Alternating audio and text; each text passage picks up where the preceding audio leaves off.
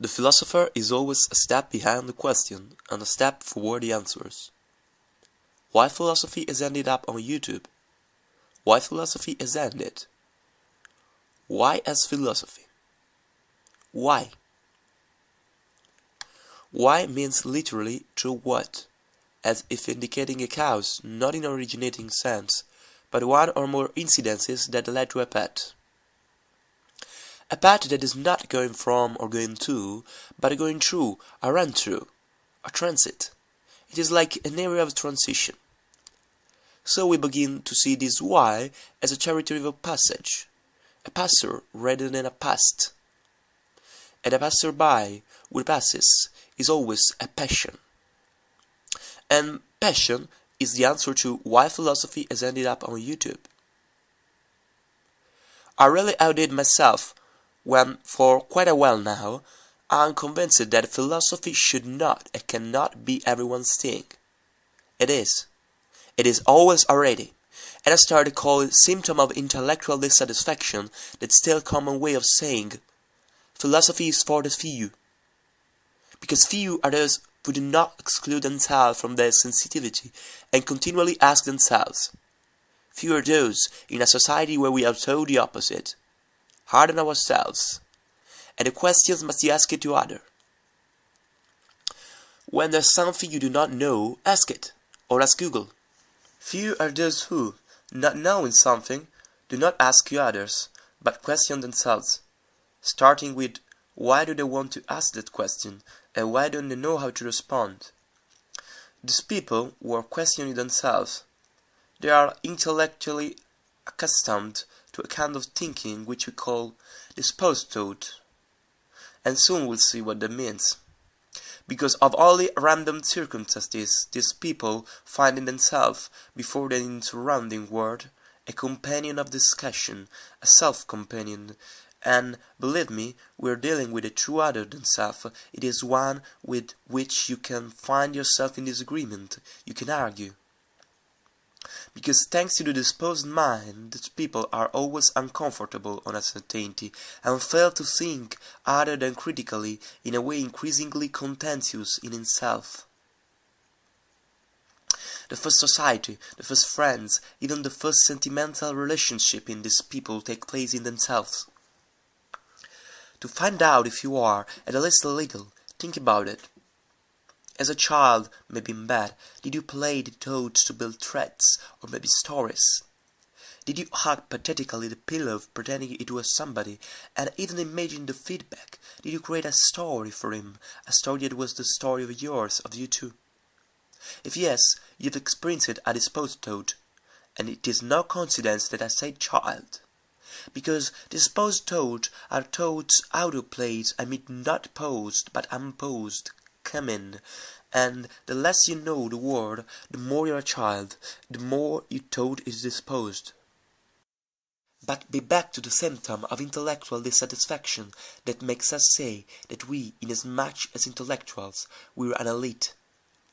I am philosophically convinced that children are not more stupid than adults, but are potentially equally intelligent and capable, and often more. They have a sexuality, an intellectuality, a philosophy of life of their own. They have very active imagination. So what's missing children that makes them seem so children? The capability of expression, the capability to share with others all this wisdom of theirs. And if all these enunciated options are also obtainable from an exclusive relationship with themselves, the expression is an eminently faculty that is trained in knowing each other and in knowing how to feel intentions.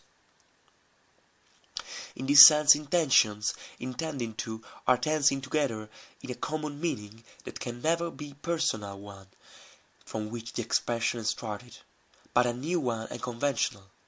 Conventional is convenient, coming together, coming to meet in step C, different from A, where A is the meaning of the expressor, and B, where B is the ability to feel the meaning of the listener.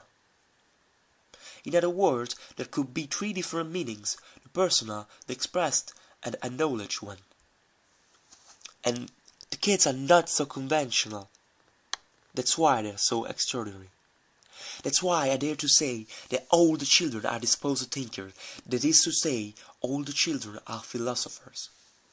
As such, unable to come to meet, unable to be convenient, they've suffered a symptom that is always accident. To feel intellectually dissatisfied, namely not satisfied. To satisfy myself is soddisfarmi in Italian. I like to pretend that it consists of the words soddisfarmi, which is I can undo myself. I know how to decompose myself, to divide myself in parts.